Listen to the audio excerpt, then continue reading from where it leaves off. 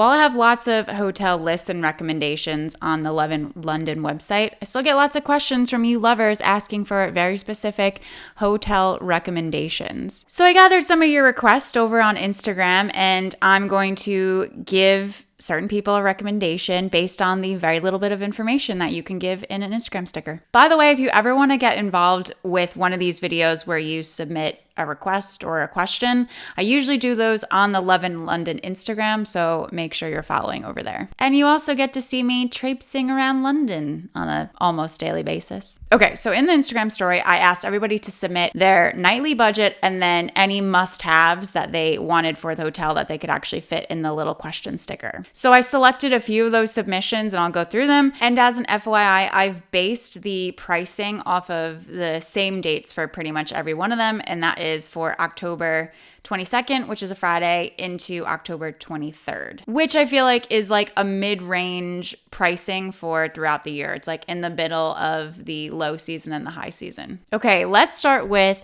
Ves Nasemanic, who has a budget of £80, wants Zone 1, next to a tube station, free Wi-Fi, no shared bathroom or bedroom. Okay, so 80 is a pretty low budget for London, especially if you want to be in central London. So I've gone with Hostel because that's pretty much what you're gonna get. And I found a private ensuite room for £85 for the night at YHA London St. Pancras. So you're next to King's Cross, which that station has like a bajillion tube stations running through it, so it gets you pretty much anywhere in London pretty easily. Is this the coolest hostel in the world? No, but the YHA brand it's been around for decades. It's really well known. It's definitely a relaxed, chill hostel, so you should be fine there. Or if you don't want to go the hostel route, I did find some hotel rooms that were in your budget that are part of the Z Hotel group, but all of them don't have a window. And I feel like I'd rather stay in a hostel and have a window than not. Okay, Sierra Dawson asked for $150 a night, which is about £110, for 21 nights, equating to about £2,300. And she wants to be close to the tube, a good spot for Christmas because she wants to come over Christmas time, and that has local stuff. So yeah, I changed the search for this one to be 3 weeks around Christmas time. And based off all this, then I would say that the Citadines, I'm actually not sure if that's how you say that. Citadines.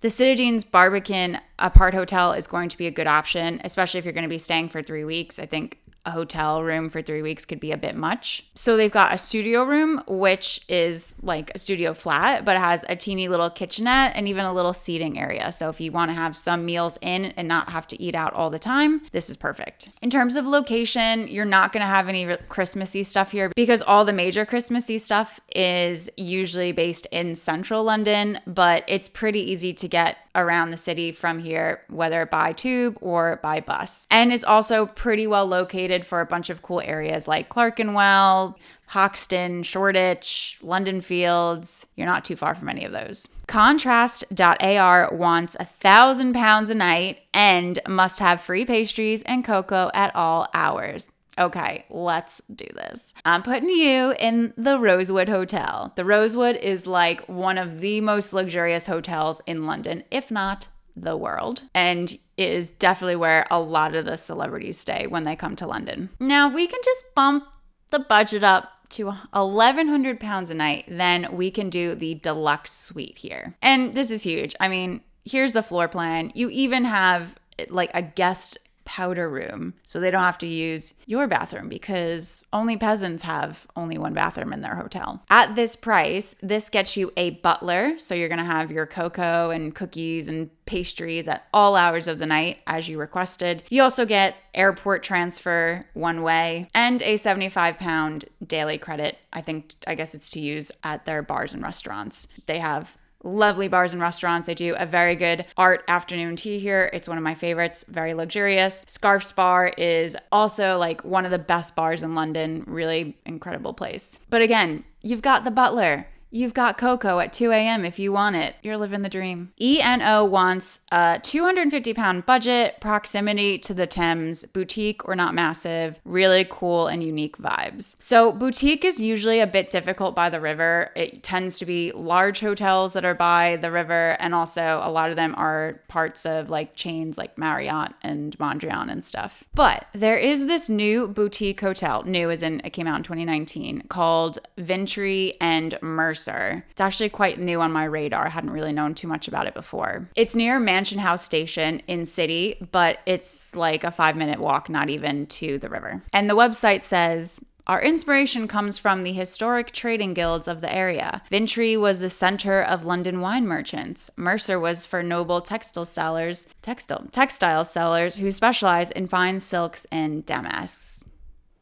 That's cool, I guess. But anyway, the hotel is gorgeous. It's designed beautifully. You can tell it's boutique. It's not very big. They don't have that many rooms. There's also a really nice rooftop bar and restaurant, and they have a swanky basement cocktail bar. And you can get the deluxe double room for £251, right on budget. Okay, Shubham asks for £40 per night with 4 people in a room. Right. So I don't want to kill your dreams, but that is a very, very, very low budget for even just one person, let alone 4 people in London. So I did a lot of research, and your best bet is to book 4 beds in a 12-person dorm room in a hostel. And you know what?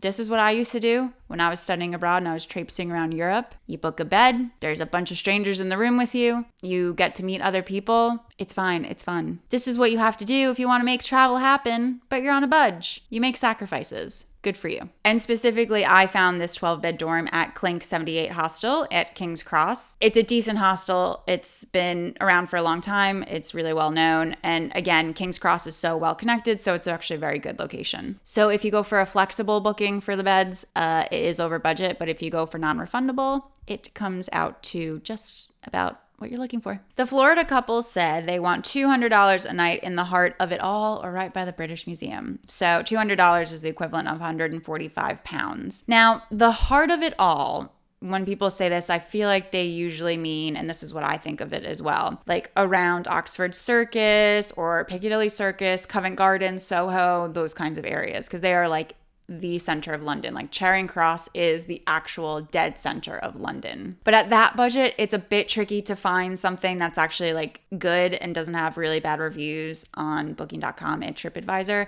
in the center of it all. But you don't have to be in the center of it all to not be that far from it and like have a better hotel and still enjoy the area that you're staying in. So what I did was I shifted the search to over by like Southwark and London Bridge and Bermondsey. And for those October dates I've been using, I got my trusty Citizen M Bankside. I've been recommending the Citizen M hotels for years. They are relatively affordable, nicely designed, very like tech friendly. There's only one type of room, so it doesn't get confusing with different types of like this cost and this cost and this cost. And I was able to find for these dates £154 for one of their rooms. Oh, and that's including breakfast too. That's pretty good. In terms of location, you're still pretty central. You can easily walk to London Bridge Station, which has a bunch of tube lines that run through it. You're also walking distance from South Bank. If you don't mind walking like about 30 minutes, you can easily get to the North Bank and get to Covent Garden, Soho, all those areas. For the nit of it, wants a £300 budget, a safe area, comfy vibe, great location for easy transport, and maybe a good view. Okay, this is a decent budget to work with, even in central London. So I'm going to recommend the Treehouse Hotel in Marylebone. I've actually stayed there recently. I will have a video reviewing it. If you're watching this early, it's out next week.